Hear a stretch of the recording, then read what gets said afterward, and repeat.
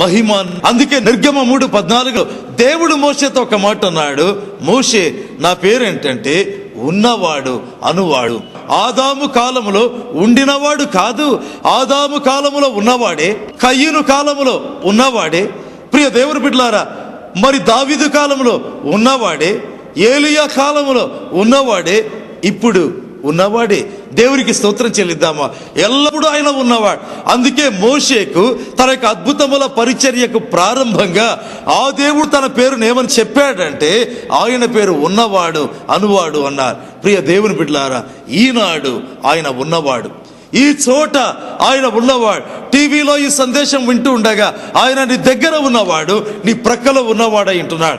అందుకే దేవుడు అంటున్నాడు, ఆదాము కాలం మొదలుకొని మానవ చరిత్రలో ఉండబోయే చివరి దినం వరకు కూడా మానవ జాతితో ఉన్నవాడు అనబడేటువంటి దేవుడు అయి ఉంటున్నాడు. దేవునికి స్తోత్రం చెల్లిద్దామా?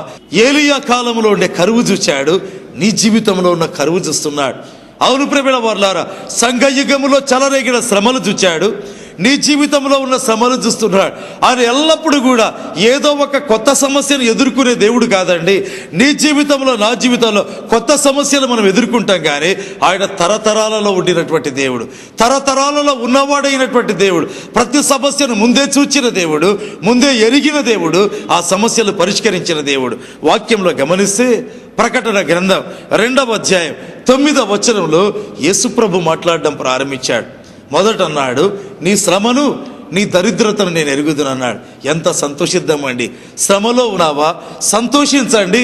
నీ శ్రమను ఆయన ఎరిగి ఉన్నానని చెబుతున్నాడు. ఒకవేళ కటిక దారిద్ర్యమా, నిరుపేదరికమా, అప్పుల వెంబడి అప్పుల అయితే ప్రభు మాట్లాడుతుంటున్నాడు, నీ దరిద్రతను నేను ఎరుగుదును అంటున్నాడు. మరి ఈ దేవుడు ఎవరండి? శ్రమలు ఏ విధంగా చూస్తాడు? ఎరిగి ఉన్నవాడేనా?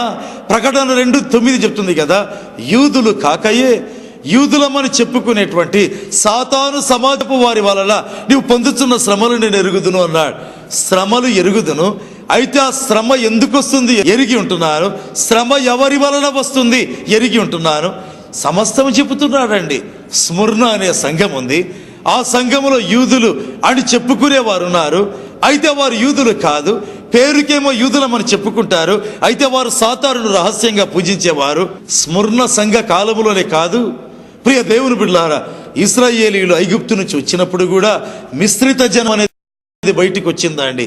ఎల్లప్పుడూ కూడా తాము యూదులమని చెప్పుకొనొచ్చు, యూదులు కాక క్రైస్తవులమని చెప్పుకుంటారు, క్రైస్తవులు కారు. క్రీస్తేమో దేవుడు అంటారు, అయితే విభిన్నమైన బోధలు బోధిస్తారు. ఏసే మార్గం అంటారు, వేరొక మార్గాన్ని చూపిస్తారు. ఏసే మధ్యవర్తి అంటారు, అయితే వేరొక మధ్యవర్తిని చూపిస్తారు. దేవుని వాక్యంలో రాయబడింది, యేసు ప్రభు ప్రతి గుంపును గమనించేవాడండి.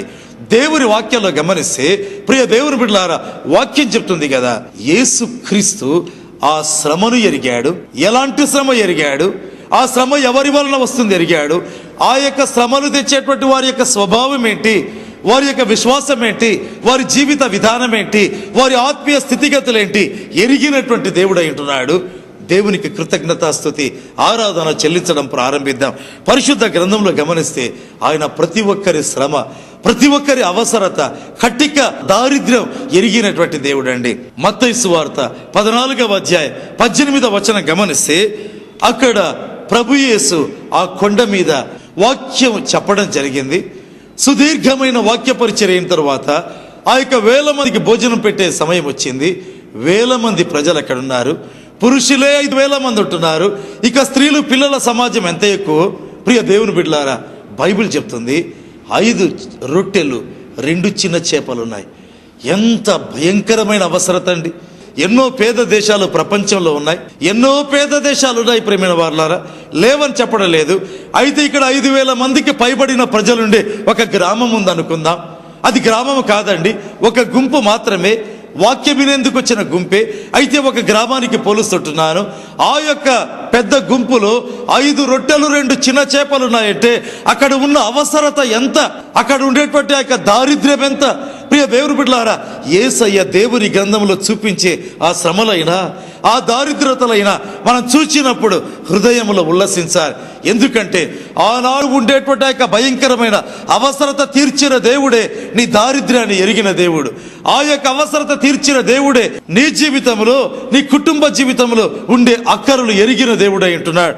దేవుని వాక్యంలో గమనిస్తే మార్కు సువార్త 6వ అధ్యాయం 37వ వచనం గమనిస్తే శిష్యులు అడిగినటువంటి మాట, యేసు ప్రభువా, ఉండేది 5 రొట్టెలు 2 చిన్న చేపలు, వీరికి ఆహారం పెట్టమని అడుగుతుంటున్నావే, 200 దేనారములకు మేము ఆహారాన్ని కొని తేవాలనా అన్నారు. ఆ గుంపులో భయంకరమైనటువంటి ఆహారపు కొరత ఏర్పడింది, భయంకరమైన ఆహారపు అవసరత ఏర్పడింది. ఇక్కడుండే గుంపు ఉంది, 12 మంది అపోస్తలులు ఉండే గుంపు ఉంది, ప్రభు యేసు యొక్క ఇంటర్నేషనల్ మినిస్ట్రీ ఉంది, అంతర్జాతీయ సేవ ఉంది.